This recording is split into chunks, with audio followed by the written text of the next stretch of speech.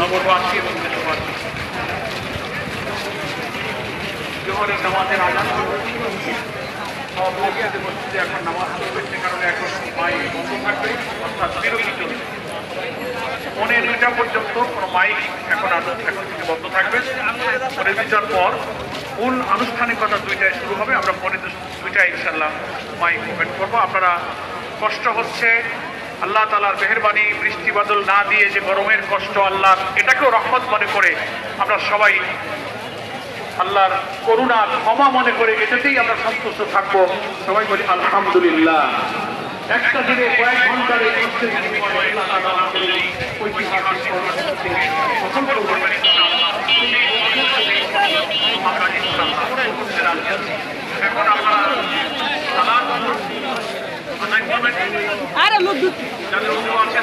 সমাবেশ কোন জায়গায় করছে? এইখানে নেই লেখেও কিছু কিছু করা যাচ্ছে। আপনারা মাঝে মাঝে বিশাল সমুদ্র একজনকে ইমাম স্থির করে আপনারা নামাজটা আদায় করবেন। হয়তো এক জামাতে যারা পারবেন না, দেরি হবে, তারা পরবর্তী জামাতা করতে পারবেন।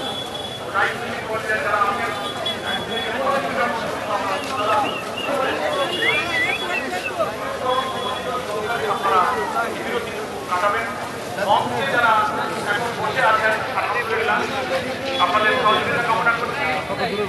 মঞ্চে আপনাদের প্রতিষ্ঠা করা আমাদের বাংলাদেশ সমাজ ইসলামিক কেন্দ্রীয় নির্বাহী পরিষদের সদস্য, কেন্দ্রীয় বড় পরিষদের সদস্য, আপনারা বই দেখতে চান, আপনারা বাইরে যাবেন না। আহত জুলাই যোদ্ধা বিশিষ্ট তাদের আসন আছে, তারাই মঞ্চে উপস্থিত হবেন। আর জাতীয় নেতৃবৃন্দ বিভিন্ন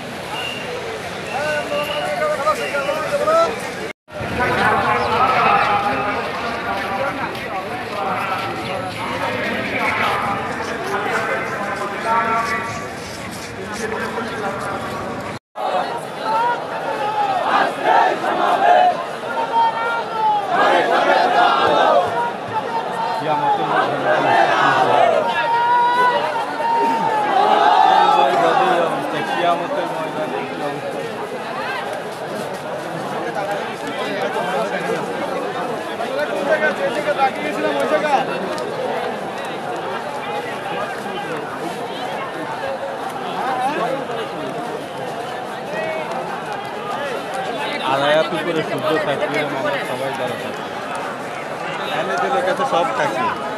আরো ভবিষ্যৎ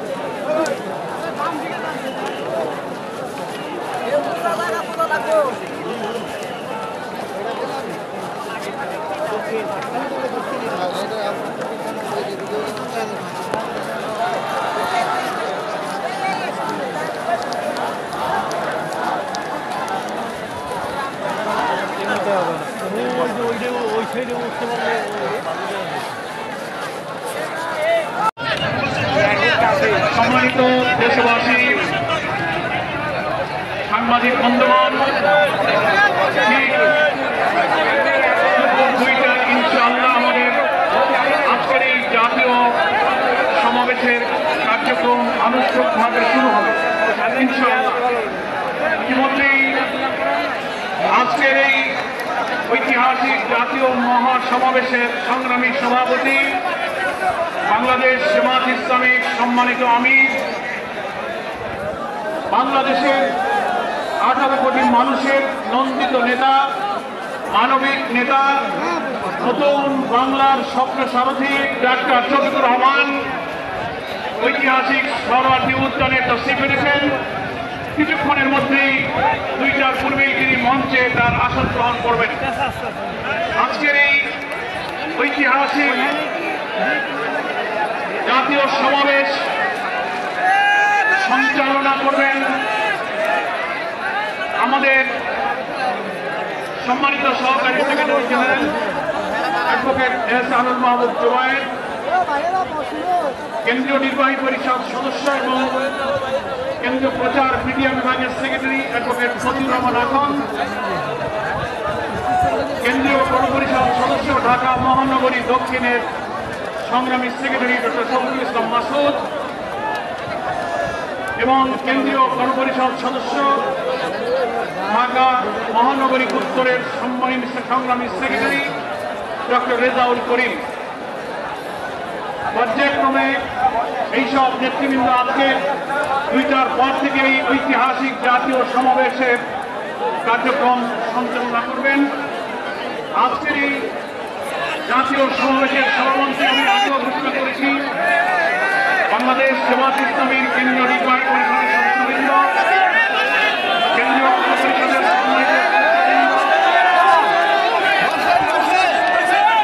জুলাই গণঅভ্যুত্থানের আহত জুলাই যোদ্ধা এবং শহীদ পরিবারের গর্বিত সদস্যবৃন্দ মঞ্চে আসন গ্রহণ করবেন। এর সঙ্গে জাতীয় নেতৃবৃন্দ আমন্ত্রিত বিভিন্ন দেশপ্রেমিক ও ইসলামী দল সমূহের নেতৃবৃন্দ যারা আমন্ত্রিত তারা এই মঞ্চে আসন গ্রহণ করবেন। সম্মানিত জেলা আমিরগণ, কেন্দ্রীয় মন্ত্রী পরিষদ সদস্য, অঞ্চল টিমের সদস্যবৃন্দ, সিনিয়র আমন্ত্রিত সাংবাদিক বন্ধুগণ, মসজিদ ওলামায়ে কেরাম, সুফিবৃন্দ আমন্ত্রিত, তাদের জন্য আমাদের মঞ্চে ডাইনি বামে দুদিকে চেয়ার সংরক্ষিত আছে, তারা সেই চেয়ারে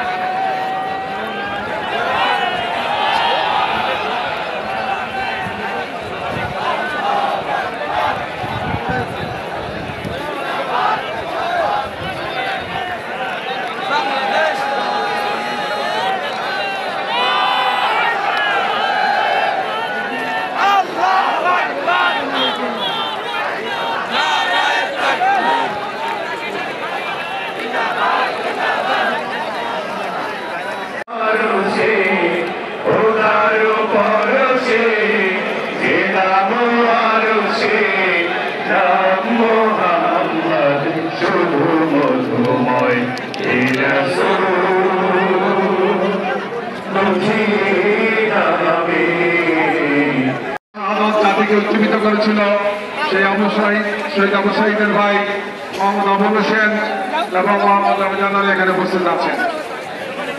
শহীদ আলী রায়হানের পিতা জনাব মুসলিম হোসেন এখানে উপস্থিত আছেন। শহীদ আলিফ মাহমুদের পিতা। সবাইকে মোবারকবাদ জানাচ্ছি, সবাইকে স্বাগত জানাচ্ছি।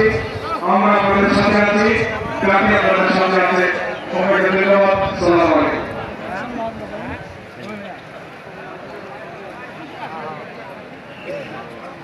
সংগ্রামী ভাই এবং বন্ধুগণ, আজকের এই জাতীয় সমাবেশে এবং আমাদের সঙ্গে বক্তব্য রাখবেন বাংলাদেশ